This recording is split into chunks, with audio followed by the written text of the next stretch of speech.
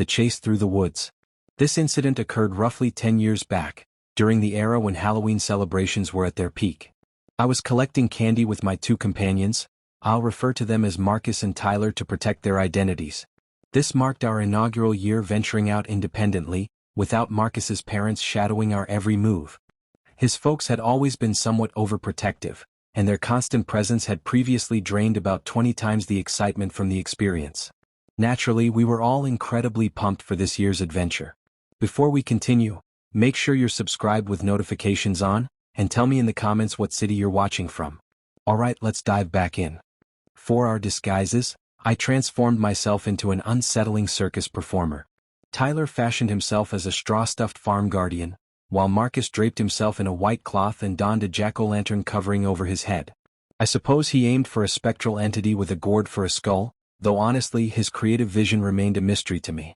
We began our journey at 5 o'clock in the evening, which seemed rather delayed, but our community's official candy collecting window extended until 9 at night, making such timing fairly standard in our area. The experience proved genuinely enjoyable. Just the three of us horsing around and sprinting from doorstep to doorstep. It was fantastic. But then something changed that would turn our fun night into a nightmare. Around 7:30, we became aware of two individuals positioned across the street who had been in our vicinity for quite some time. They appeared to be tailing us, which struck us as peculiar since we continuously turned down various streets and approached houses at random. Once this registered, we heightened our vigilance and executed several additional turns, essentially completing a full loop. The two figures replicated virtually all our movements. Even so, confirming whether they were genuinely pursuing us wasn't straightforward.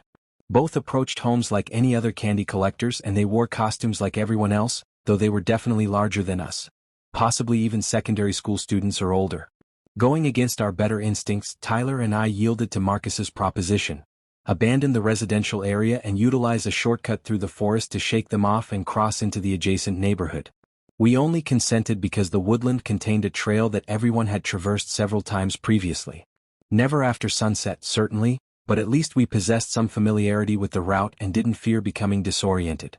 We rushed toward the path and began navigating through the trees. We hoped the two figures hadn't observed our departure. What happened next in those dark woods would haunt us for years. As we ventured deeper, darkness intensified to the point where we could scarcely see what lay before us. This occurred well before young people routinely carried mobile devices, so none of us possessed any method to illuminate the trail. We had to halt momentarily as conditions became genuinely frightening and somewhat hazardous, and we attempted to determine whether to reverse course. However, while standing motionless, we began detecting footfalls crunching against the gravel behind us. All we could distinguish was the silhouette of two men advancing toward us before we all went racing into the trees. To compound matters, Tyler, who was the final one to begin fleeing, insisted he witnessed the two men give chase as soon as we bolted. Consequently, in our panic, we became thoroughly lost in the woodland. Every time we paused to recover our breath, we'd only have 10 to 20 seconds before we'd detect footsteps rushing up behind us and have to sprint again. I believe that's what genuinely confirmed for us that not only were we being tracked, but they must have harbored something truly horrifying in mind to continue pursuing us through the forest. The terror wasn't over when we finally escaped the woods. We must have been lost in there for over 30 minutes before reaching a street. None of us recognized which direction to proceed from there, so we simply guessed and fortunately found ourselves in Tyler's neighborhood.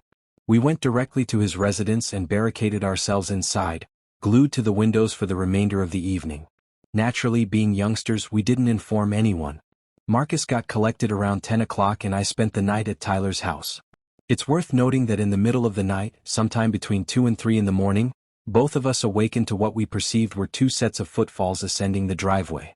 His bedroom was on the ground floor and positioned right at the front of the residence, so the sound was quite distinct. By the time we looked though, we didn't observe anyone. Could have been nothing, but both of us having awakened to it leaves me uncertain. Following that, nothing else transpired. Every subsequent Halloween was completely ordinary, but we always experienced that little surge of adrenaline with that anxious sensation that we were being followed. This occurred 5 years ago on Halloween evening. I was fortunate enough at the time to possess a pleasant home in one of the more expansive neighborhoods. Expansive in terms of numerous houses, not necessarily large dwellings. But due to this, countless children would be flooding the streets every Halloween. Typically from 3 until 7, I'd be distributing candy continuously. Nothing particularly interesting ever really occurred. It would always be identical interactions. Children would arrive and ring the chime, announce their traditional phrase, receive their sweets, and depart. But one encounter near the end of the night would shatter that peaceful routine forever. Toward the conclusion of the evening, the bell rang, and I responded to the door to find a solitary young woman standing on my porch. She was alone, though there was a man on the walkway. I presumed her parents supervising her. The young woman appeared somewhat peculiar though. She wore a costume of what I'd describe as a deceased bride, featuring a torn white wedding gown, but she also had white facial paint covering her entire face. Oddly, she appeared older, not really like a child the more I examined her. But naturally, with the face paint, I thought it might have simply made determining her age difficult. She didn't smile or speak and merely extended a small bag. I deposited a handful of candy in it, and as soon as I did, she pivoted and quickly walked away. The man walked beside her and they were conversing, but I couldn't hear what they were saying. They definitely knew each other though, and although the entire thing was somewhat strange, I wasn't worried about it. I glanced around to verify if any other children were approaching, but not seeing anyone, I closed the door. The remainder of the night was slow. I had several more kids arrive at the door, but it was mostly concluded. I relocated the candy away from the door and stayed up late, conversing on the phone with some friends and tidying around the house. Honestly, I believe I was awake until 1 in the morning when I realized how late it had become. Then I saw something on my security camera that made my blood run cold. I turned off all the lights and went upstairs to shower before bed. I was in there for perhaps 15 minutes before I emerged and happened to check my phone and noticed an alert from my doorbell camera. It was from 10 minutes ago, essentially right after I entered the shower. Sometimes this happens and it was just a false alarm. But when I checked it, I immediately felt my stomach plummet.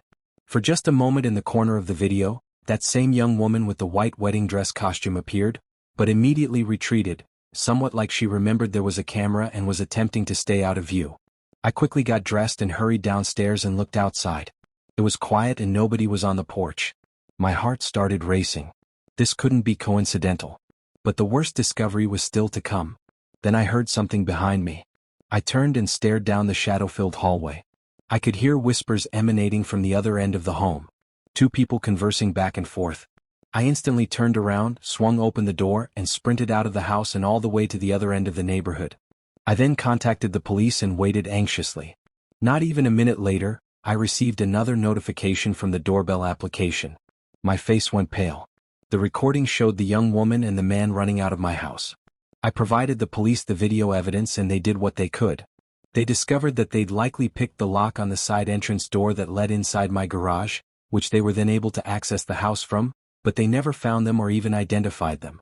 Interestingly, other neighbors reported having similar strange encounters with the two, but they only broke into my house, so the pair were probably circulating and attempting to find someone who they thought would be most vulnerable.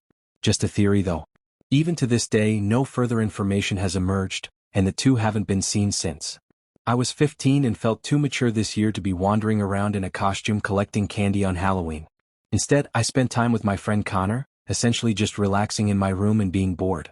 It felt like we should be doing something, because it was Halloween.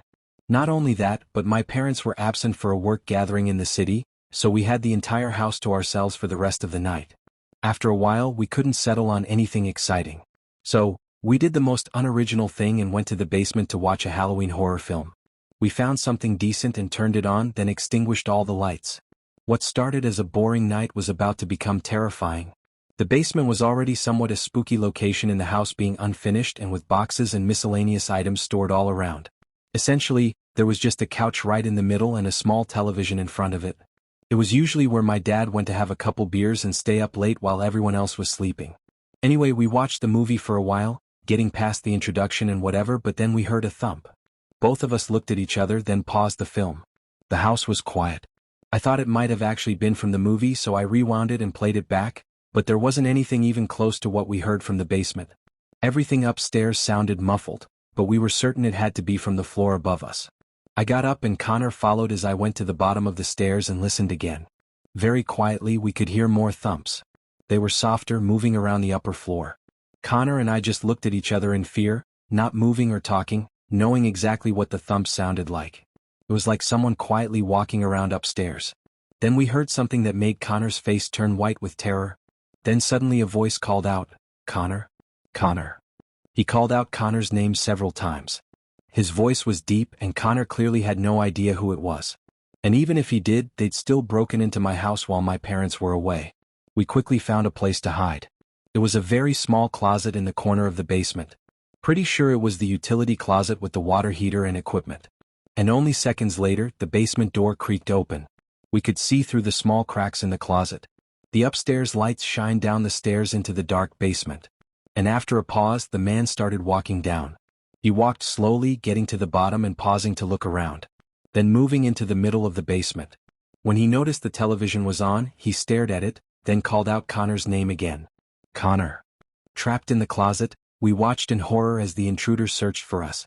He began looking behind some of the boxes and even opened one and searched through it for a minute. I knew that box had old photo albums and family gifts and stuff, so it was super creepy to watch this guy just looking through them. But after being down there for 5-ish minutes, he headed back upstairs. We heard his footsteps wander the upper halls for a while. Then it went quiet.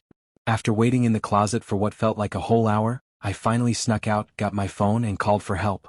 I'd waited so long though that the guy was already gone. And with how dark the basement was, we couldn't see any features of the guy to identify him with. Clearly though, he knew who Connor was and found out he'd be alone at my place for the night and was definitely stalking him, probably to kidnap him and maybe even me too. It was an extremely disturbing situation, and I still talk to Connor to this day. But nothing has ever come from it. We never saw that guy ever again. This happened during the final week of October leading up to Halloween. I lived in a charming, small house in a very standard suburban town. I definitely enjoyed the holiday, don't misunderstand, but setting up outdoor decorations was never really my preference. Several years ago, my sister gifted me a small specter decoration. So, I just set that up in my front yard and call it a day. A simple knock on the door was about to start weeks of escalating terror. But a week before Halloween, I received a knock at the front door. It was my day off, so I was home to answer it. I didn't recognize the man. He was around 40 with stubble and short brown hair and wearing a thick puffy jacket. He had a wide smile as he said he was just wanting to tell me how much he loved my Halloween decorations. I didn't really know how to respond. Again, I only had that single small ghost in my front yard. It wasn't even that impressive or unique. Literally just a sheet of wood with a ghost painted on the front. I said, "Thanks." And the guy kept his smile as he walked away. I found it really strange but not concerning. Probably just a really social person. Maybe too social to be honest. But he came back. And this time he wouldn't leave. However, only a couple days later he returned. This time, I had gotten home from work at 7 and without even getting a chance to change out of my work uniform, he knocked on my door. I was actually very creeped out when I saw it was him again, and the conversation only made it a little more concerning. He again complimented the ghost in my yard, but instead of leaving the conversation at that, he then tried to start up small talk.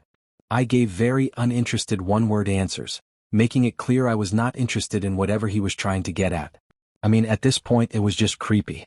Eventually, I told him I was busy, and even then he still tried to keep me at the door, which forced me to just close the door in his face.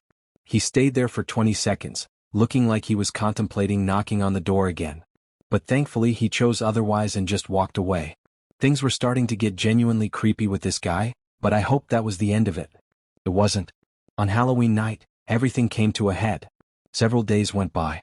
There were no other occurrences with the man, so it had mostly fled my mind. It was Halloween night and I'd been lucky enough to get out of work early, so I'd be home to hand out candy. I made a very early dinner and spent the whole night going back and forth from the television to the front door. Around 7, most of the crowds had died out, and it was just a few groups of kids coming by every once in a while.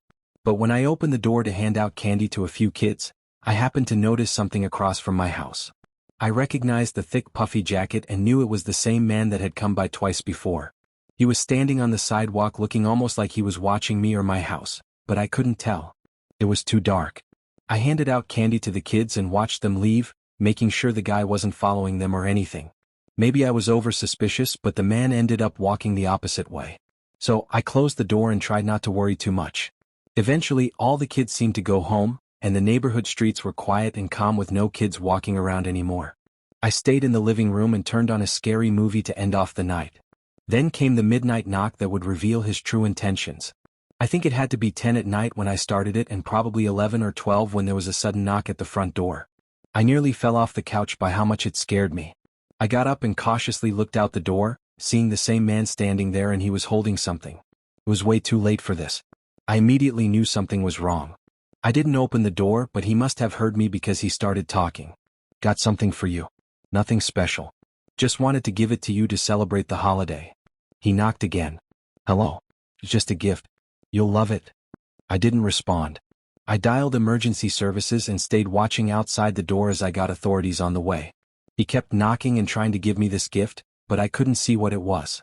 All I could see was a generic box in his hands.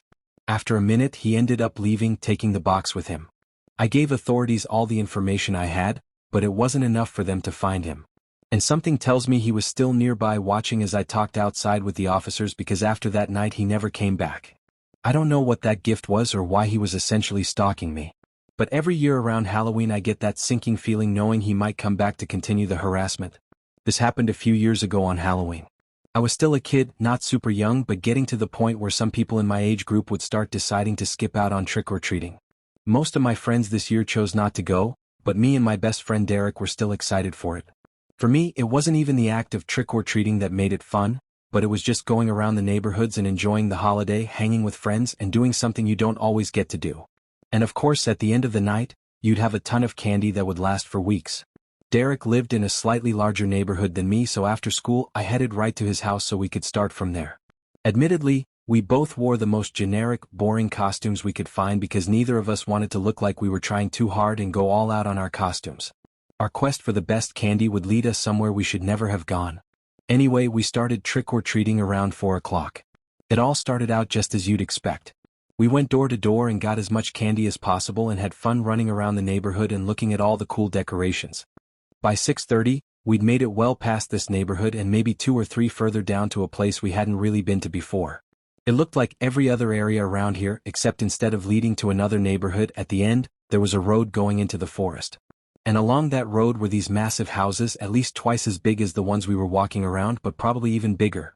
They looked like mansions tucked away in the trees along the road. Both of us knew we had to see what they were handing out. We didn't even finish going up to the rest of the houses where we were at and just went straight for the bigger ones. Stupidly, we didn't even realize the sun was going down. And honestly, we didn't know where we were before, so going into this even more unknown forest neighborhood was not a good idea. House after house, no one answered. Until we found one with the door already open. We went up to the first house. It had a long driveway and the whole mansion only had a single porch light on. I rang the doorbell but nobody answered. After a minute of waiting, we left and went to the next one. Pretty much right away we noticed how quiet it was out there. Just the crickets chirping in the trees. No other kids or parents were walking around or trick-or-treating over here. Somehow we still didn't get the hint and kept going deeper in, approaching every house along the way, but none of them answered. I think we knocked on 8 to 10 houses before we saw an orange glow in the woods and noticed it was a house that finally had some Halloween decorations outside. It looked the same as all the others, being old and extremely large, but it had lights and yard decor all around it, sort of in an older style that matched the house. But we figured they surely were handing out candy if they went through all the work of setting this up. We couldn't help but get excited as we hurried up the driveway and went to knock on the large wooden door. But once we were up on the porch, we saw the door was already open. The inside of the home was very dark and everything looked outdated. Still, I knocked on the door. It was very quiet for a whole 30 seconds while we waited. Felt like something was off because if you had all the decorations and left your door open on Halloween, likely you'd be home and watching the door. Then a man appeared with eyes that didn't look natural. It wasn't until we were just about to walk away when suddenly a man appeared in the crack between the open door. He was an older guy, 50s at least, with thin hair and these really open eyes. It almost didn't look natural. He smiled and said, "Happy Halloween," and said he had candy just inside for us. There was an awkward pause for a few seconds because we thought he was going to go back to grab the bowl, but instead he just stepped aside as if inviting us in. Neither Derek nor I moved. "Come on in. It's just down the hallway here. The bowl's too heavy for an old man like me to be walking around with." He opened the door wider and lifted his hand up toward the hallway again, wanting to welcome us inside his home. But common instinct mixed with the eerie darkness that covered most of his home, we knew this wasn't worth the risk. Derek tried saying some sort of excuse but stumbled over his words and didn't even get a coherent sentence out before I nudged him, signaling to just leave. We both hurriedly walked away, not even looking back to see the man's reaction. We thought we'd escaped. But he was already in his car, waiting in the darkness. We still didn't know whether or not that man had bad intentions or anything, but we just wanted to be safe and not end up on the news as the kids who willingly went inside some crazy guy's home on Halloween. Being more focused on just getting away though, we unconsciously just kept going down the road the way we were before, heading deeper into this strange neighborhood. We skipped the next several houses though, still talking about what that strange interaction was, and ultimately decided we should get out of this neighborhood and head back to one of the regular ones. Because we were already so far in though, we thought continuing down would have to lead to a road at some point. We walked for 15 minutes, not stopping at a single house. The woods were just as quiet. And now with the sun fully down, it was extremely dark. Nobody else was out there. And then we saw something up ahead. Along the forested road there was a car parked right on the edge. It was so dark outside though and its lights were off. So by the time we saw it, we were already just 20 or so feet from passing it. It was very old and with none of its lights on, it nearly resembled an abandoned car. Derek and I walked past it nervously, confused and curious about it, but sticking to the opposite side of the road. I couldn't see anything through the front windshield with it parked perfectly in the shadows. In that moment I looked through the side window and saw those same unnatural eyes staring back at me. But as we passed right next to it and I looked into the side window, I just caught a glimpse of a person sitting in the driver's seat. From that glimpse, I instantly recognized the wide-open, disturbing eyes he had. I told Derek to run and we both booked it down the road. Almost right when we did, the headlights on the car turned on. We just kept running though and got super lucky that only a minute down the road was an intersection leading to a normal neighborhood. We didn't see the car follow us, but maybe us running away made him know that we were aware of everything and kept him from trying anything. We basically went right back to Derek's house and never told anyone about it, not even the rest of our friend group. That was our last year ever going out trick-or-treating for Halloween. If this story moved you, hit subscribe with notifications on. And tell me in the comments, what city are you watching from?